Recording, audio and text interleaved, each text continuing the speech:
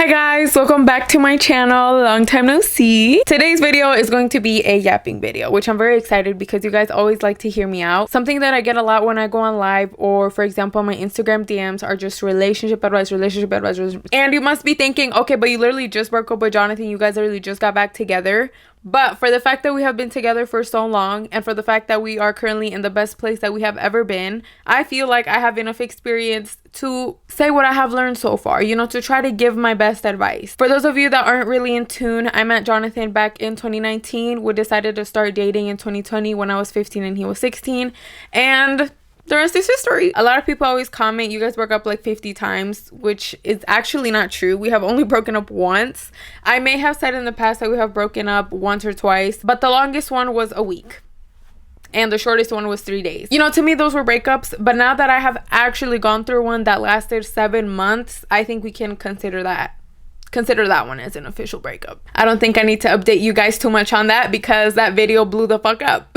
It's my most viral video, sitting here crying about my relationship. So it's okay though. I feel like I have the credentials, the experience, because me and that man have been through so many ups and downs. We have been through almost every situation you can think of. But before I start, I do want to make a disclaimer, which might offend some people, but I mean this with love. If you're in a place where your partner has cheated on you, where your partner has hurt you physically, mentally, I'm talking about abuse. If you're in a place where you're constantly disrespected or humiliated, I do not condone any of that, and I urge you to leave. I've never been in any of those places, but I do understand that that's a very hard place to walk away from. I just want to let you know that there is genuine, pure love waiting for you, and you fully deserve that, and it's not okay to stay in the place that you're at right now. People can change. I'm not saying it's impossible, but the probability of that actually happening is very low. And whatever pain that person has caused to you and your guys' relationship will never go away.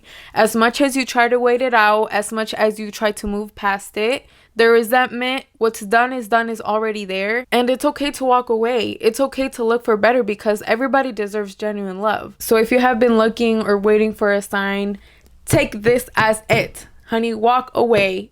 You'll be okay. You'll survive.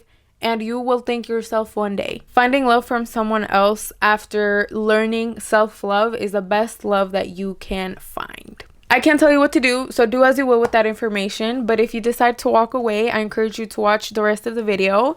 And to everybody else who's in a relationship or is looking for one, let me put you on game. My first point, which I think is one of the most important ones, is communication. This is actually something that I struggled with in my relationship that we barely just started to figure out. When you communicate in general, be respectful to each other. As you guys may heard me say before in the past, I am very emotional. It's hard for me to control my emotions, especially when it's anger and sadness. And when we used to argue, I used to call him out of his name. I used to call him all types of names. I used to be very disrespectful. He, on the other hand, the worst thing he has ever called me in all these 5 years is dumbass.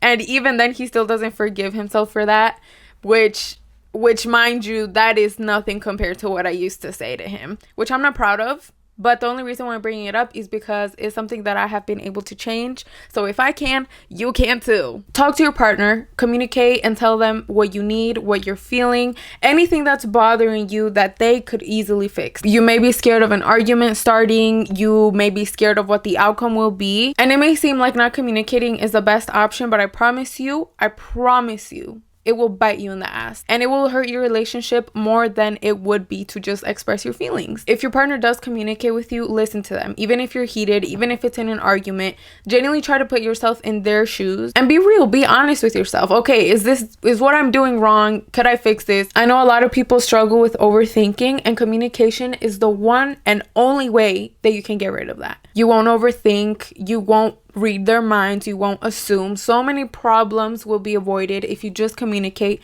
and confront the problem as it is. Jonathan used to not communicate with me. He would be scared of me starting an argument. He just didn't want to ruin the good vibes we had going on. And what would happen is that these feelings would just build up. And when we had any little stupid argument, he'd just explode explode, and he just dropped everything on me. He just dropped the bomb, a million things that I wasn't doing, a million things that he was expecting, and it's like, I can't read your mind, you know what I mean? So urge each other to communicate. I promise you it will be a lifesaver. Number 2 is trust. Something very big that comes with trust is obviously boundaries. Have very strict boundaries for yourself, you know, and be open about it. Again, communication. Tell your partner, hey, this is where I draw the line. If you go past that, I'm gonna have an issue. Now, if your partner has made those boundaries clear and you keep crossing them, they have all the right to be upset with you, and they have all the right to blame you. I have personally been on both ends of the stick, or the rope, or what is it? Fuck, I don't know, you know what I mean. Sometimes I would cross the boundaries, or Jonathan would cross mine,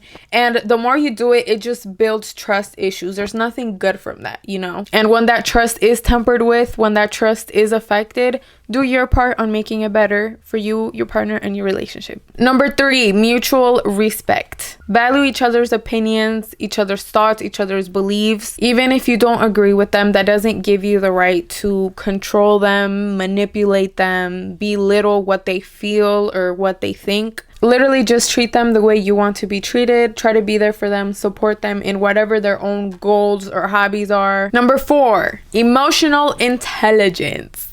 Oof. That's a hard one. As somebody who struggles a lot with controlling my emotions, I promise you it is possible, and it can get easier if you just put in the effort. When I say control your emotions, I don't mean force yourself to stop being mad, force yourself to stop being sad, because you have all the right to feel hurt. If you're genuinely hurt over something, that's just how you feel. It's impossible to control that, but what you can control is your reaction and your outcome. Personally, for me, what happened for the longest time, like I said, I'm very emotional, so it's very easy for me to feel hurt or to feel mad. It would just take me ages to get out of that madness, to get out of that sadness. We'd be on bad terms all day. An example that he's been doing lately is that he just asked for a hug. That's it. As mad as I am, because I like push him away. I'm like, no, don't touch me, don't look at me, don't breathe around me. He's like, okay, that's fine. I'm not asking you to forgive me, just give me a hug. I'm literally livid still while I'm hugging him. I'm literally there just like, and I literally have to sit there and tell myself, okay, how serious is this situation? Is it going to be worth it to be this mad? Is it going to be worth it to not talk to him for the rest of the afternoon? And if it wasn't, I would literally have to suck it up.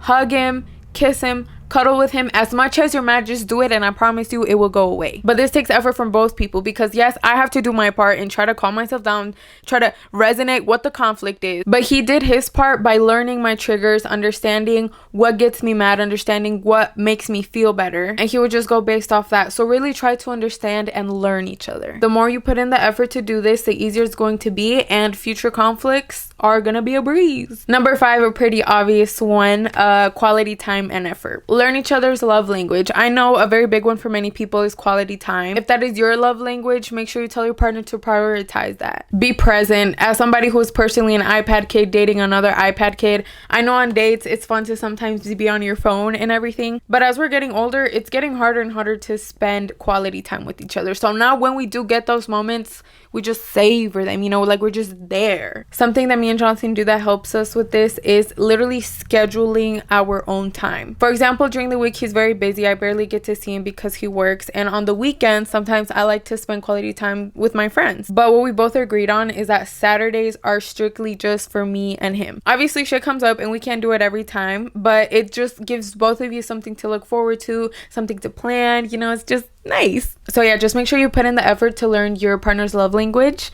and make sure you express how much you love them with those love languages, and then you'll both be happy. Number 6, shared values and goals. If you guys are in it to win it, like for life, like for marriage, it is very important for you guys to have the same end goal. You two are most likely going to have different paths, but as long as that end goal is the same and you guys are supporting each other and you guys are watering each other's plants or whatever, you're set for success. I feel like that's an obvious one, but I've seen a couple of relationships end because they just don't have the same values, the same end goal. And that's fine. You know, it's most likely not gonna work. So make sure you clear that up from the beginning. Number 7, which I think is another very important one, is independence. Be your own person, have your own friends, have your own interests. For a long time, me and Jonathan were literally like this, glued. We wouldn't want to hang out with our own friends. We'd only want to be with each other. We'd have the same hobbies, which is good, but it came to an extreme extent and it literally caused one of our downfalls. Because what happened was that both me and him them ended up relying on each other for happiness. And at the moment I was like, I mean, it's us though, like we're good, like we're going to be fine. Trust me, we've been there. We try to make it work and it just doesn't happen. When your partner goes out with their friends, be respectful, be mindful of their time, you know, try to not blow up their phone, let them have their moment. Obviously, when you're in a relationship for a long time or you plan on being into, you guys are going to grow together, but everybody grows into their own person, and that's what's most important. Nobody stays the same. You know, you're going to change your mindset, the way you act, what makes you laugh, everything changes. And the key thing is to adapt each other as you grow, accept each other, love each other, learn each other, have your own interests. For example, I like eating certain foods with my friends that Jonathan doesn't like. I like doing certain activities with my friends that Jonathan doesn't. Like I said, it's something that we recently realized, but independence actually does make a change for the better and is very important. Number 8 is intimacy. Ooh, freaky. Intimacy plays a very big role in relationships. I think we all know this. It's just not really talked about enough. Always do romantic gestures for each other. That's what keeps that spark alive. When it is time to get down, make sure that it's a safe and vulnerable space for the both of you. Make it enjoyable. Be mindful. What I hear a lot of girls complain about, which is absolutely crazy to me, is that their partners don't do, like, for example, foreplay.